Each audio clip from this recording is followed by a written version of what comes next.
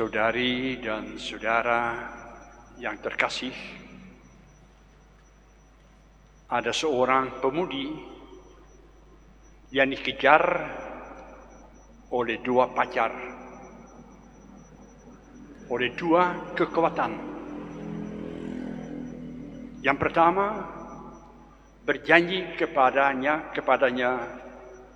macam-macam kekayaan dan keindahan, terjamin hidup mewah. Kekuatan pacar yang kedua, dia berjanji cinta dan kesetiaan. Antara kedua pacar, kedua kekuatan, tentu terjadi saingan. Ternyata pacar yang pertama, pacar yang kaya, yang mewah, dia berusaha mati-matian untuk menjatuhkan, melumpuhkan, menghancurkan saingannya, pacar yang kedua, kekuatan yang kedua. Dan nampaknya dia berhasil. Entah cara bagaimana, pacar yang kedua, dia jatuh. Dia dipukul babak belur, dia dihancurkan sampai lumpuh. Dalam kelumpuhannya,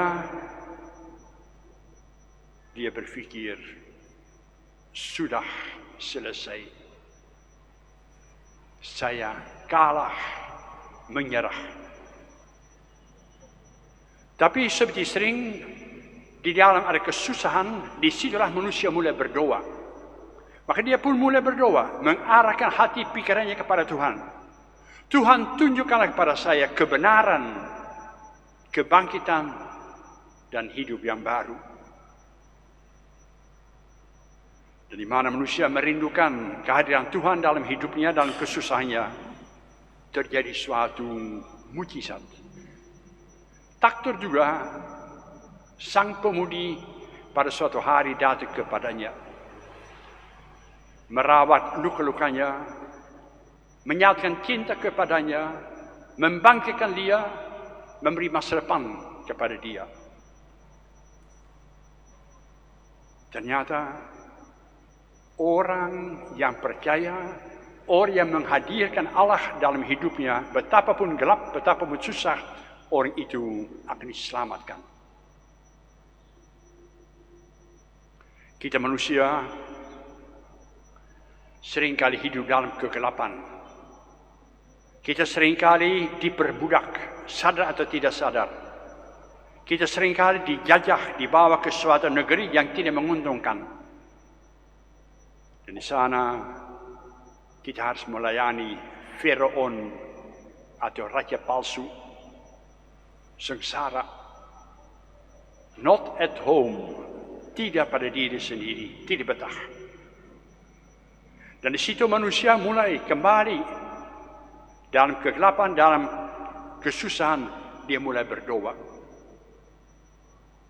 Dunia yang tadinya gelap gulita baginya, dunia yang tadinya baginya tidak berbentuk, dunia yang tadinya kosong, tidak ada arti. Begitu dia berpaling kepada Allah, menghadirkan Allah dalam hidupnya, terjadi langit dan bumi yang baru. Terjadi penciptaan segala yang indah dan bagus. Dan dia sendiri yang tadinya pesimis, yang tadinya hancur, yang tadinya tidak bahagia, dia sadar, aku ini bukan sampah. Aku ini anak kesayangan dari Tuhan, diciptakan mirip serupa dengan Allah sendiri. Maka manusia bangkit, hidup kembali, di mana dia menghadirkan Allah dalam hidupnya. Kacau balau, gelap gulita, kesusahan hilang, ada Allah besertanya. Ada kalanya manusia mengalami deadlock, jalan buntu dalam hidupnya. Tidak tahu masa depan mau kemana. Seakan-akan dia berdiri di depan tepi Laut Merah. Harus menyeberang, tapi nggak bisa. Ada air yang ganas. Belakangnya ada pedang. Pembunuhan dari Mesir. Deadlock. Mau kemana? Dan di mana manusia seringkali mengalami deadlock, tidak ada jalan keluar, tidak ada titik terang dalam hidupnya, terpaksa mudah-mudahan sadar, dia lari kepada Tuhan. Tuhan, tunjukkanlah kehadiranmu, cintamu, kebangkitan kepada saya. Dan apa yang terjadi? Di mana tidak ada jalan, laut itu membuka dirinya, ada jalan keluar, ada pembebasan, ada masa depan yang baru, di mana manusia menghadirkan Allah dalam hidupnya. Betapapun kacau, betapapun gelap, betapapun deadlock, ada harapan jalan keluar.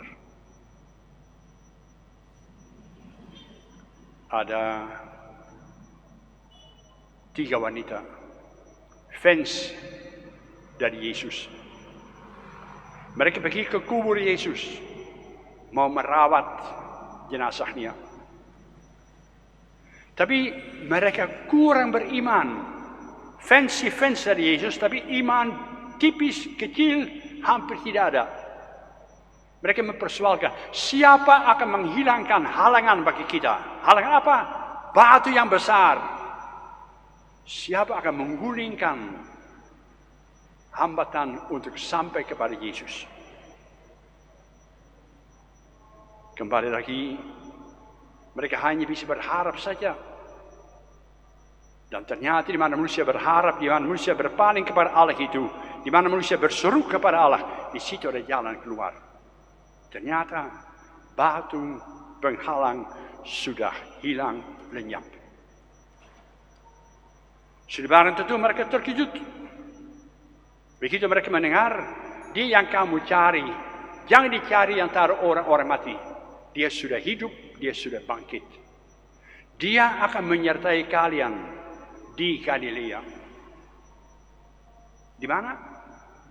Di Galilea. Letaknya di mana? Letaknya di mana? Letaknya di mana cinta mereka, panggil mereka mulai berkembang. Di mana mereka dipanggil oleh Tuhan Yesus. Di mana mereka melaksanakan tugas sehari-hari dan mewartakan kabar gembira bersama Yesus itu. Kembali ke situ. Kembali ke hidupmu, di dalam keluargamu, di dalam masyarakatmu, di dalam tugasmu, di kantormu, di Galilea. Di situ, kalau kau berpaling kepada Allah, kau akan mengalami bahwa Allah, Tuhan Yesus menyertai kamu. Itu Paskah. Aku tidak sendirian, dia bangkit untuk membantu saya, menyertai kita sekalian. Hanya sabarlah dikit. Kapan Yesus bangkit? Kapan kehadiran Yesus dapat dialami? Itu menurut kitab suci terjadi pada hari yang ketiga. Bukan 1, 2, 3, bukan. Pada hari yang ketiga berarti itu terjadi pada hari yang Tuhan menentukan. Hari kemenangan dari Tuhan. Saudara sekalian, selamat Paskah. Selamat mengalami kehidupan dan kebangkitan yang baru yang Tuhan tawarkan kepada kita. Hanya kalau hari ini belum ada jalan keluar, sabar. Besok pada hari yang ketiga pasti akan terjadi. Itu janji dari Tuhan Yesus, dari Allah sendiri. Semoga saja ada kebangkitan, ada hidup baru dalam hati kita yang seringkali kacau, yang seringkali gelap dan susah. Semoga.